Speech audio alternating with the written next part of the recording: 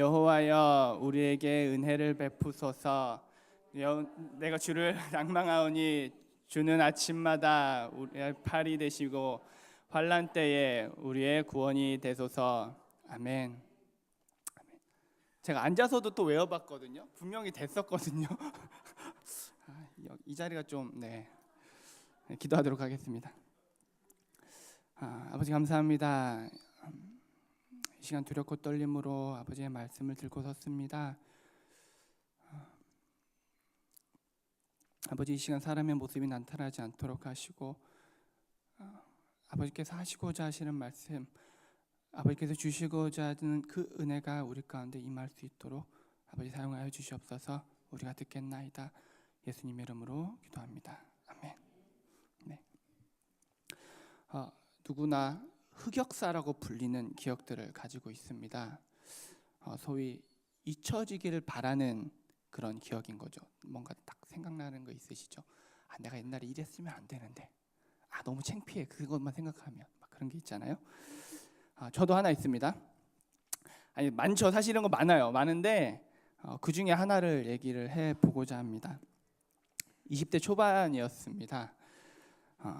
친구가 이제 아는 실용음악 학원에 원장님이 시골을 잠깐 간대요. 그래서 저보고 학원을 한 일주일만 봐달라고 그렇게 저한테 부탁이 오는 거예요. 그래서 일도 없었는데 아르바이트 겸 연습도 할 겸 괜찮겠다. 그러고 이제 서울로 올라갔습니다. 그리고 저는 그 친구 손에 이끌려서 MLM이라고 불리는 사업을 하는 곳에 제가 따라갔어요. 멀티 레벨 마케팅이라고 하더라고요. 지금 와서 생각해 보면 다단계입니다. 근데 아무튼 그때 그 당시 그 본인들은 절대 다단계가 아니라고 했어요. 자기네들은 멀티 레벨 마케팅을 한다고 그렇게 우겼었습니다. 아무튼 그 회사에 딱 들어갔어요. 그리고 저는 이 친구 여기서 빼내야겠다. 이 친구 여기 두면 안 되겠다. 그래서 알았다. 내가 일주일 동안 내가 약속 지킬게. 그리고 일주일 후에 너 나랑 집에 같이 돌아가자. 그리고 이제 GD라고 하더라고요. G드래곤 아니고 골드 디스트리뷰터? 아무튼 그래서 골드라고 했어요. 골드가 앞에 나와서 일주일 동안 막 강의를 하는 거예요. 돌아가면서 골드는 다 나와서 막 강의를 하는 거예요.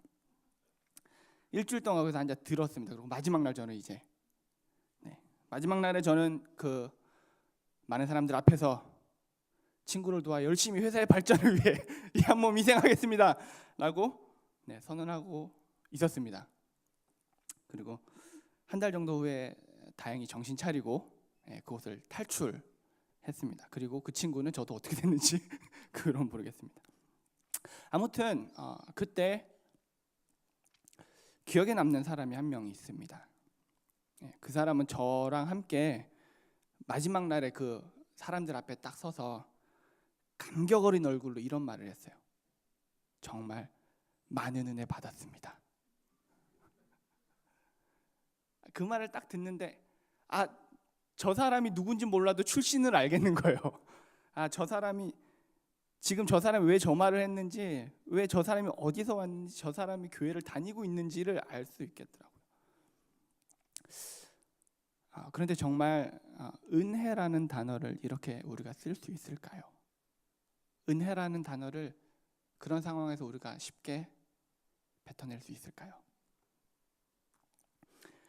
우리는 4월부터 은혜에 대한 여행을 하고 있습니다. 은혜가 무엇인지, 그리고 그것이 나랑 어떤 상관이 있는지. 그 중에 오늘 본문은 이사야 33장 2절입니다. 지난주에 이제 모두 이사야서를 다 읽으셨을 거예요. 다 읽으셔서 알겠지만 이 선지서, 예언서라고 하는 것들이 정말 도대체가 무슨 말인지를 모르겠어요. 무슨 말을 하는지를 모르겠어요.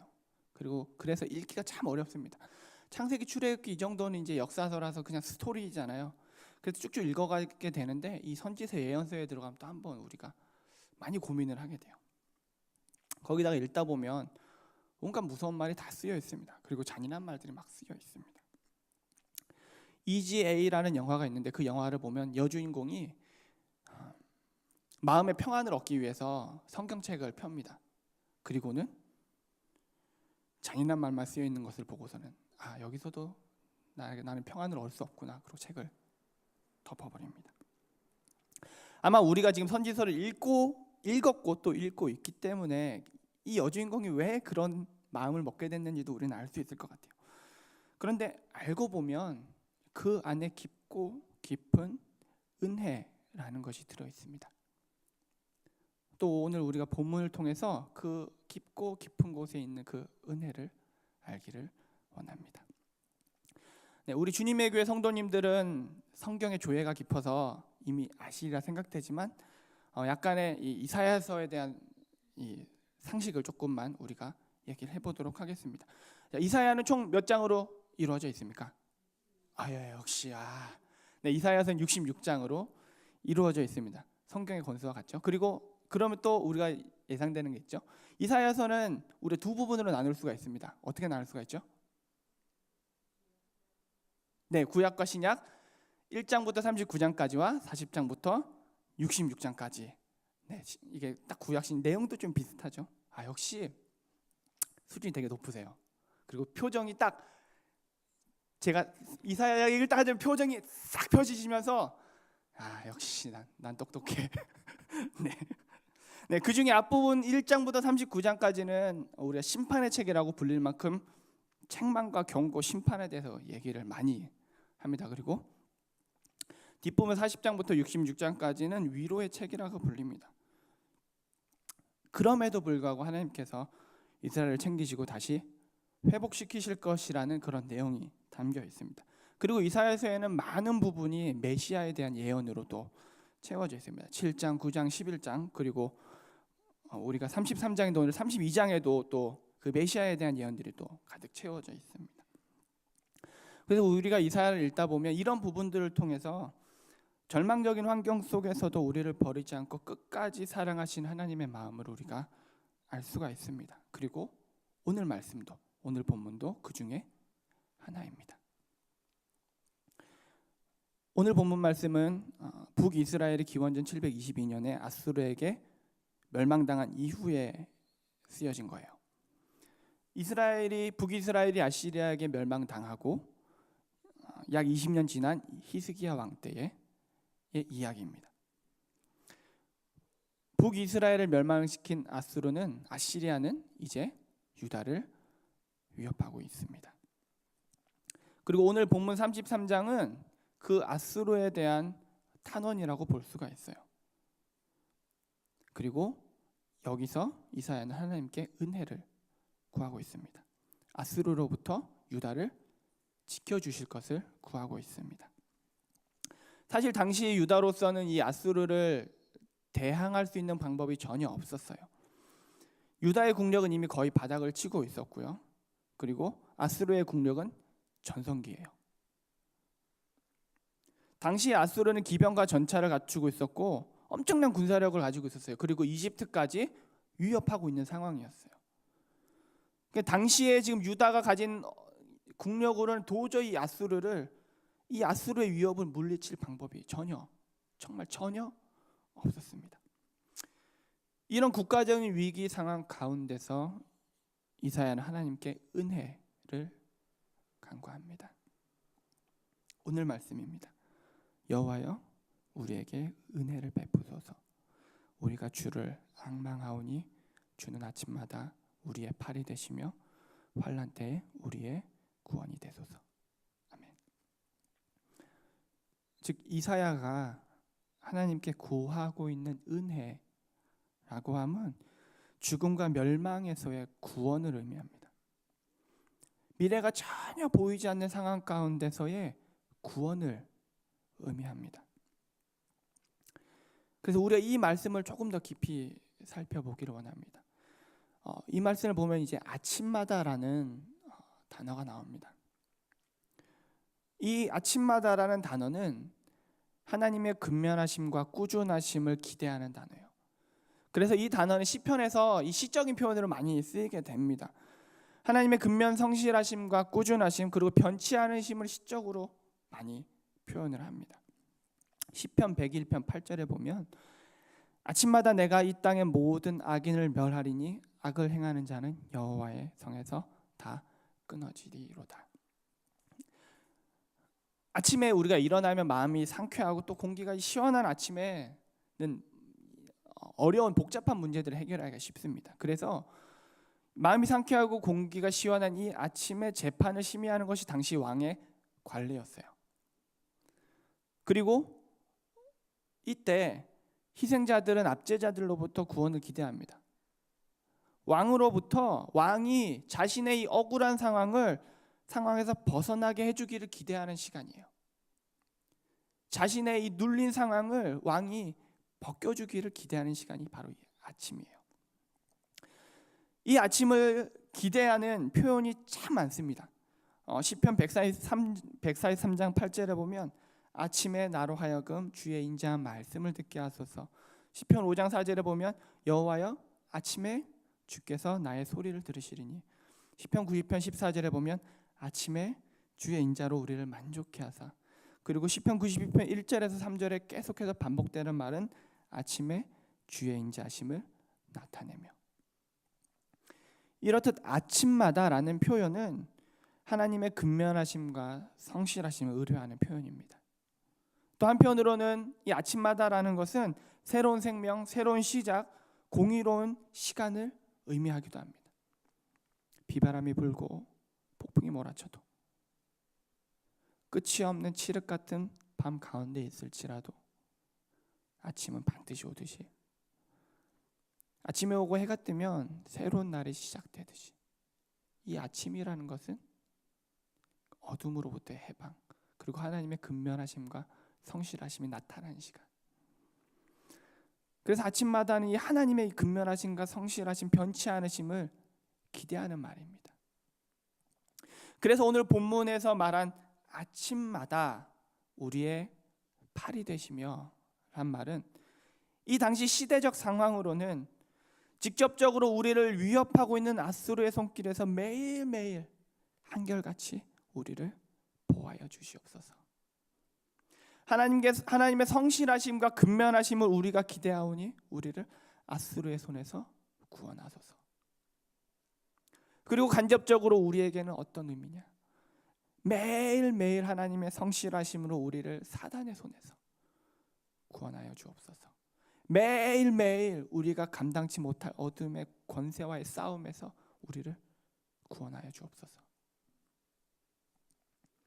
이런 의미를 가진다고 볼 수가 있습니다. 그리고 이어서 나오는 말은 환난 때의 우리의 구원이 되소서입니다. 이 환난 때는 직접적으로는 이 아수르가 유다를 공격하러 올 날을 의미합니다. 요 뒤에 36장에서부터 보면 이제 아수르가 유다를 침범하기 시작합니다. 히스기야 왕 14년에 아수르의 왕 사네립이 유다를 쳐서 이제 하나하나 성을 정복해 들어오기 시작합니다.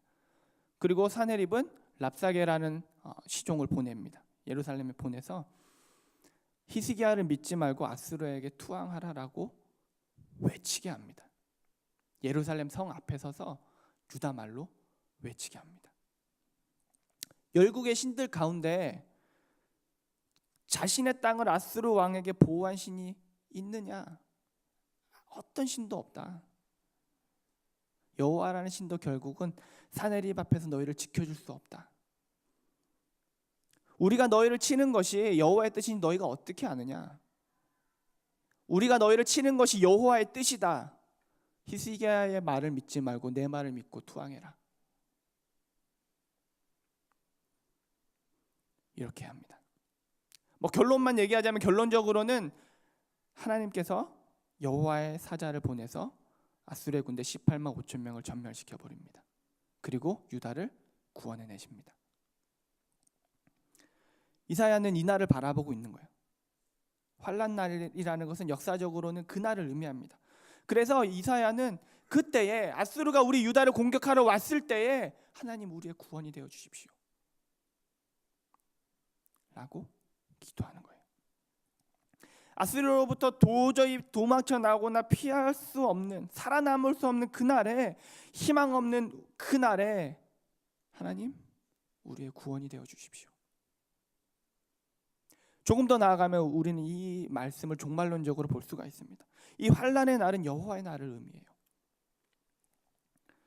이때 여호와의 날은 심판의 날입니다. 예수 재림의 때 모든 것이 끝나는 날.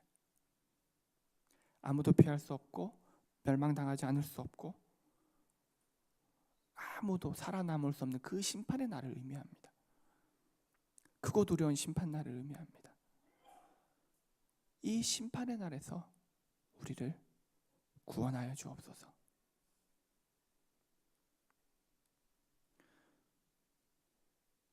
그래서 본문에 있는 이 환난 때에 우리의 구원이 되소서라는 말은 결국은 우리를 지키시고 우리를 보호하시는 분은 여호와 하나님밖에 없습니다 라고 인정하는 말이에요. 그날에, 그 환난의 날에 우리를 구하실 수 있는 분은 여호와 하나님 당신밖에 없습니다. 여호와 심판의 날에 여호와께서 우리의 구원이 되어 주시지 않으면 우리는 멸망당할 수밖에 없습니다. 우리를 살려주십시오.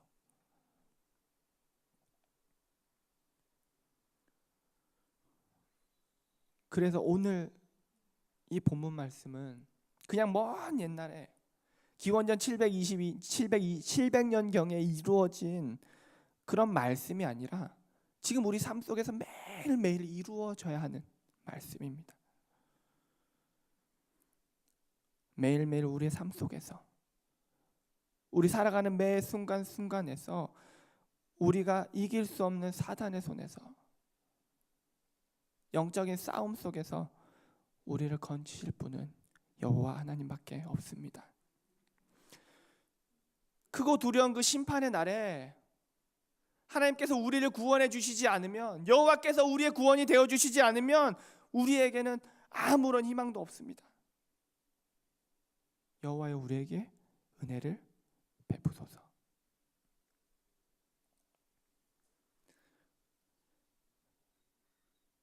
그래서 은혜는 이것입니다. 은혜란 것은 죽을 수밖에 없는 우리를 구원해 주신 것, 그것이 은혜입니다. 은혜는 곧 생명입니다.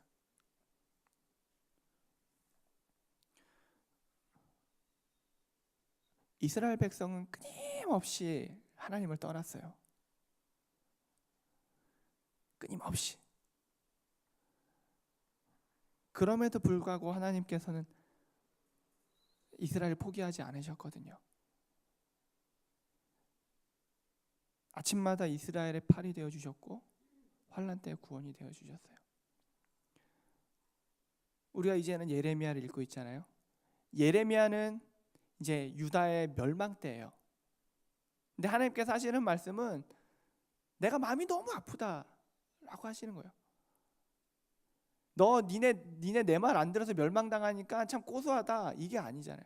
하나님의 말씀은 뭐냐면 너희가 내 말을 안 들어서 너희가 멸망당하는데 나 지금 마음이 너무 아프다. 이렇게 될 수밖에 없는 현실이 나 지금 너무 마음이 아프다. 그러니까 이스라엘은 끊임없이 하나님을 떠났는데 하나님은 끊임없이 이스라엘을 붙잡고 가시는 거예요. 아침마다 이스라엘의 팔이 되어 주셨고요, 환난 때 이스라엘의 구원이 되어 주셨습니다. 그리고 그 후에 하나님께서는 그 아들을 이 땅에 보내셔서 십자가에 달리게 하심으로 이제는 영원하게 우리의 팔과 우리의 구원이 되어 주셨습니다.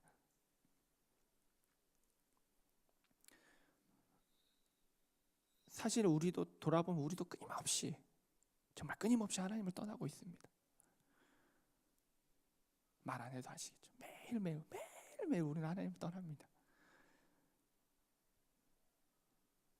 그럼에도 불구하고 하나님 우리를 놓지 않고 계세요. 그럼에도 불구하고 그걸 아시면서 하나님, 우리가 매일매일 하나님 떠나가 하나님 마음 아프게 할 거 아시면서 하나님께서는 그 아들을 이 땅에 보내셨고 우리 대신 죽이셨고요. 그래서 우리의 영원한 팔과 구원이 되어 주셨습니다. 그리고 그 길을 통해서 그 두려운 심판의 날, 모든 것이 멸망당하고 끝나는 그날에 피할 수 있는 길을 마련해 주신 거예요. 그날에 우리의 구원이 되어 주셨습니다. 우리가 암송한 본문 33장 2절은 한 문단이 1절부터 6절까지 이어져요. 근데 그 6절에 보면 마지막을 어떻게 맺냐면 메시아에 대한 예언함으로 맺습니다. 그래서 오늘 본문 말씀은 먼 옛날에 끝나버린 그런 말씀이 아니라 앞으로 우리의 삶과 우리의 그 미래까지, 그리고 마지막 날에 우리를 다시 살리실 그날까지 우리에게 소망과 기대함을 주는 말씀입니다. 6절에는 이렇게 나와 있어요. 내 시대에 평안함이 있으며 구원과 지혜와 지식이 풍성할 것이니 여호와를 경외하는 것이 너의 보배니라. 이 말씀은 이사야서 11장 2절 말씀과 이어집니다. 11장 1절 2절은 좀 더 구체적으로 나와요. 이삭의 시에서 메시아가 나타날 건데 그때 이런 일이 일어난다고 말을 하거든요. 메시아가 오시면 너희 안에 평안함이 있을 것이며 하나님을 아는 지식과 하나님을 아는 지혜가 너희 가운데 충만하게 될 것이다. 그래서 마지막에 다가오는 그 심판의 날에, 여호와의 날에 메시아를 통해서 구원받은 우리에게는 죽음의 두려움, 그 두려움의 떨림이 가득 찬 날이 아니라 평안함이 있을 것이며 여호와를 아는 지식과 지혜로 우리가 충만하게 될 것이라는 희망을 줍니다. 하나님께서는 이 땅을 살아가는 우리들에게 아침마다, 매일매일 아침마다 그의 성실하신 팔을 들어 심판의 날까지 사단의 공격으로 우리들을 지켜주실 것이고, 그리고 심판의 날에 우리의 구원이 되어주실 것입니다. 이것은 하나님께서 크신 경륜 가운데 이 땅에 보내신 하나님의 아들 예수 그리스도를 통해 이루어집니다. 2000년 전에 초림 때 예수님께서 십자가에 달리심으로 구원을 이루셨어요. 그리고 다시 오실 그날에 우리를 완전한 평안과 하나님을 아는 지식과 지혜로 충만하게 완성시켜 주실 것입니다. 2000년 전에 십자가에서 죽음을 파하셨고요. 심판의 날에 우리의 구원이 되어 주실 것입니다. 그러므로 하나님께서 베푸신 은혜는 이것입니다. 우리에게 은혜를 베풀어 달라는 말은 여호와 우리에게 은혜를 베풀어 주시옵소서, 하나님 우리에게 은혜를 베풀어 주세요 라고 하는 말은 이것이에요. 매일매일 제가 의지할 분은 예수 그리스도밖에 없습니다. 심판의 날에 저를 살리실 분도 예수 그리스도밖에 없습니다. 예수 그리스도가 아니면 저에게는 아무런 소망도 없습니다.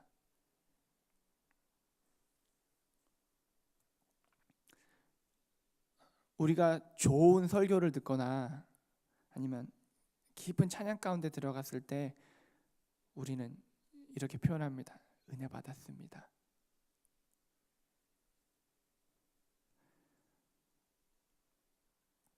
하지만 우리가 좀 더 깊이 들어가서 우리가 은혜 받았다라고 표현할 때 그것은 단순히 좋았다, 감동적이었다라는 인사가 아닙니다. 은혜는 죽을 수밖에 없는 우리를 살려주신 하나님의 능력이에요. 그리고 은혜는 죽을 수밖에 없는 우리를 대신해서 죽으신 하나님의 사랑입니다. 그렇기 때문에 은혜 받았다 라는 말은 예수 그리스도만이 나의 구원자 되십니다 라는 예수 그리스도의 전능하심에 대한 인정이에요. 그리고 내가 은혜 받았다라고 표현하는 것은 예수 그리스도가 아니면 저에게는 아무런 소망이 없습니다 라고 하는 나의 무능력에 대한 인정이에요. 그리고 내가 은혜 받았습니다 라고 고백하는 것은 저에게는 예수 그리스도밖에 없습니다 라고 하는 신앙의 고백입니다. The grace of God. 하나님께서 베푸신 은혜, 이걸 줄여서 우리는 은혜라고 표현합니다. 이 은혜는 정말 엄청난 거예요. 단지 내가 마음의 평안을 얻고 마음의 기쁨을 얻고 이런 카타르시스를 느끼는 정도가 아니라 우리의 삶을 송두리째 바꿔버리는 하나님의 기적입니다. 그리고 우리의 유일한 희망입니다. 그 은혜가 우리의 삶을 뒤집어버리고 우리의 삶을 움직이기를 소망합니다. 우리 옆 사람 손 꼭 붙잡고 인사하도록 하겠습니다. 우리 은혜 받았습니다.